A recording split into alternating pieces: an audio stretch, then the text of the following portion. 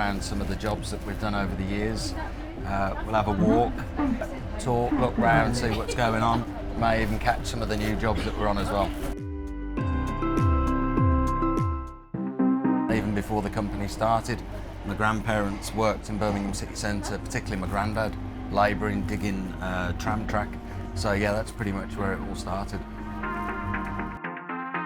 We're coming in on the train, carbon, you know, thinking about our footprint. This is the way that I used to travel in every day when we were doing, to date, the biggest job that we've ever done, which was Birmingham New Street. We were there for 30 weeks to start off with, and then ended up being there for 6 years. So looking forward to going back and having a walk around that. So just as we're coming up here, you see the job on the right hand side where the Tesco Express is?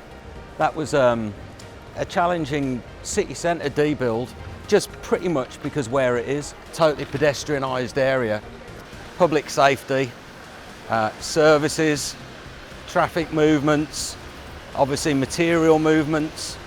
Clearly one of the most dangerous environments to be working in because you're dealing with the public who are not really trained or knowledgeable in what we do. So we really have to keep an eye out. Okay, so we're here at Birmingham Town Hall. It's a Grade 1 listed building, probably one of the most famous buildings in Birmingham. We were proud enough to have worked on it over 15 years ago. Very sensitive demolition, working in and around gold leaf, protected artefacts, non-least the historic organ that is in there, that we had to make sure that there was no dust, no vibration, and none of the bits went missing during the time that we were there. But yeah, we were on site for 40 weeks, removed about 7,000 tonnes of concrete, and really, you know, it was great to be part of the transformation of this part of the city. One of our proudest jobs yet. Although my family are from Ireland, I was born in Birmingham. I love this city. The amount of work that's going into it, it's transforming on a day-by-day basis. It's no surprise to me that a lot of people are looking to move to Birmingham, live here and invest in Birmingham. It really is an amazing place to live and work. So there's a big master plan for Birmingham city centre, and it's all about accommodating growth, better infrastructure and providing a quality of life for people in Birmingham. And one of the things that they've been working on is Paradise Circus, and you can see the fantastic job that they've done here, but it's all about connecting other parts of the city to each other, which create that ability for the city to grow and prosper. The financial quarter, and there's a number of jobs in close proximity that we did there over a good few years. And this is called Edmund Street. It's part of the financial district in Birmingham. So a lot of banks, lawyers, accountants, different types of business that work in and out of the city. Well equipped, good infrastructure. We're getting connected to London in a better way than ever now with HS2. That'll see us being able to get down into Birmingham in London, 45, 50 minutes. And yeah, it's a growing city that's really on the up and is doing really well for itself, standing out amongst our European counterparts. We've pretty much done a load of work in this area. We did this a number of years ago.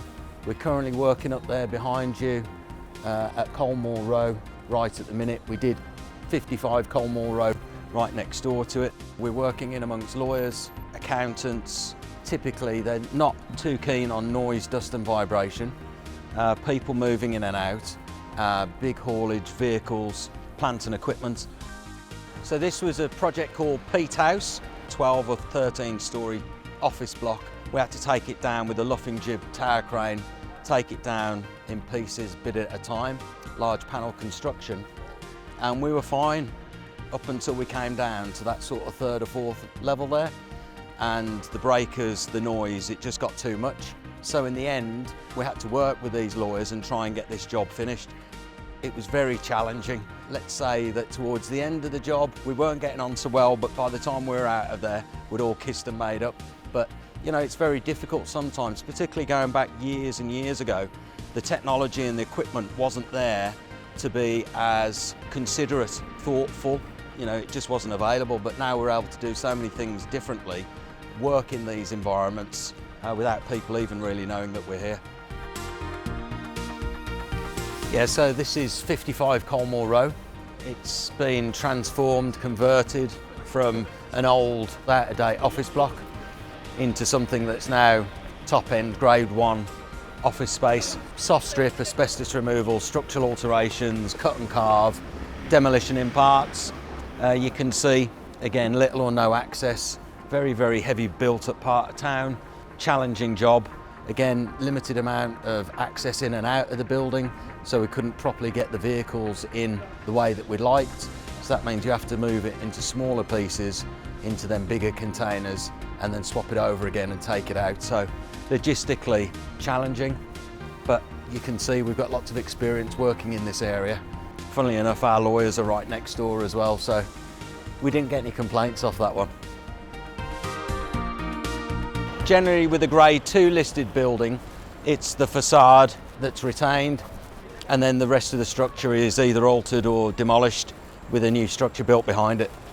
Here we've got a temporary structure over the top of the building, which is enabling us to do sensitive work without letting the elements damage the wood or any of the products that we're saving for the reconstruction into the new build. If you want to be in the premier address, yeah, which this pretty much is in Birmingham, you know, if you're a big blue chip client, company, you want to make a presence, you need to be in the heart of the city. I'm sure we all feel it. You go into an old building that's been sympathetically restored, and in terms of how it makes you feel, it's great, isn't it? You know, that ambience, whether it's a hotel or the new library that we've had built. Yeah, it's creating memories, moment, space, you know, all to support how you feel and how you live your life.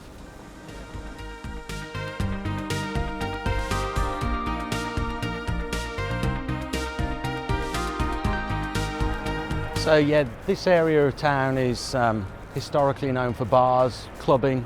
We've done a load of blocks here. This one with facade retention, took down the whole block, remediated the site. And then as we go down, you'll see that we've done another number of jobs down there as well. Again, facade retention, structural alterations, full damage from fire, you know, recovery after a fire. So this was a fire damage job. It was an old nightclub, Edwards number 8. Structurally dangerous after the fire. Retained facades, demolition from behind, back propping to the basement. There's also this office block that we did here. We took the top 2 stories off that, stripped it all out, structural alterations. So again, another little cluster of jobs in and around this area.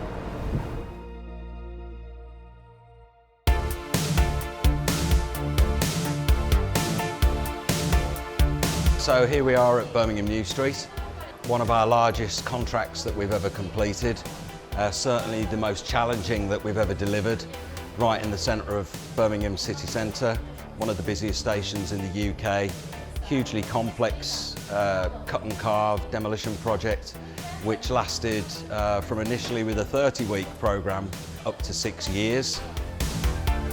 We started with the NCP car park.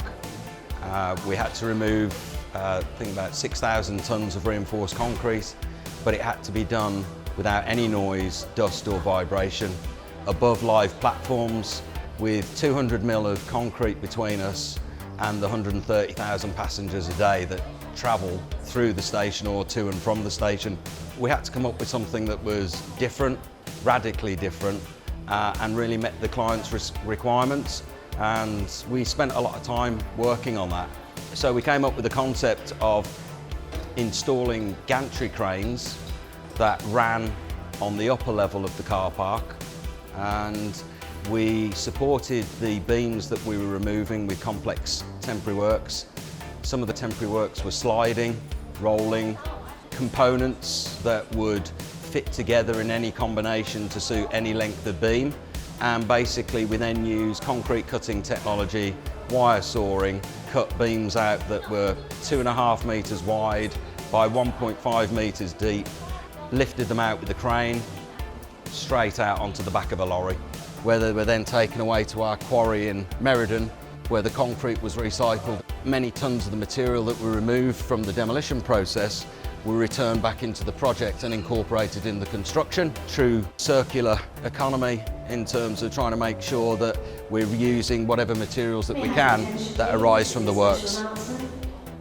Originally, this floor level that you see here, that's the original concrete structure to the car park.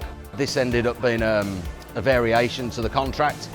Not a good variation because it was one where concrete was left in. The challenge of removing huge chunks of concrete with limited working height, only 2.2 metres below the beam and 2.2 metres above the beam. Bear in mind, this is a live railway station, 130, 140,000 people a day. We're dealing with the structure in such a way to make sure that it's safe throughout the duration of the works. I think over the course of the project, we submitted something like 220 different temporary work schemes for delivering the work over the 6-year period. We just assumed, wrongly, that because the car park would take the load of 300 or 400 vehicles, that we'd turn up with our little bobcat to just start clearing up and start scooping out, and our client said, "You can't do this, you've got to prove that that bobcat can stand on the floor." It's a construction site now, it's Network Rail standards. We then ensued on 30 or 40 weeks of pain just to get the bobcat onto the slab. We had to get the historic drawings for the construction, and in the end we found a little office where we were able to access. We had to strip out the office, go up into the ceiling, nibble off bits of concrete, do trial pitting, prove that the building was built as per the drawings, which we did.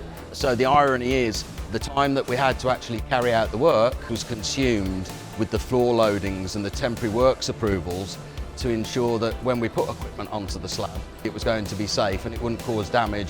It really conditioned us well into working in the station, being able to deliver temporary work solutions, engineered demolition solutions. We were then working round the clock, 24/7. They couldn't afford to have any more delays. But that work then grew into being one of our biggest contracts, circa 35 million over the 6 years. And one of the big things we learnt on this project was about lean construction and lean construction techniques and how you apply that to demolition. And we'll talk about that a bit more when we get into the atrium, because that really was the major success of the project.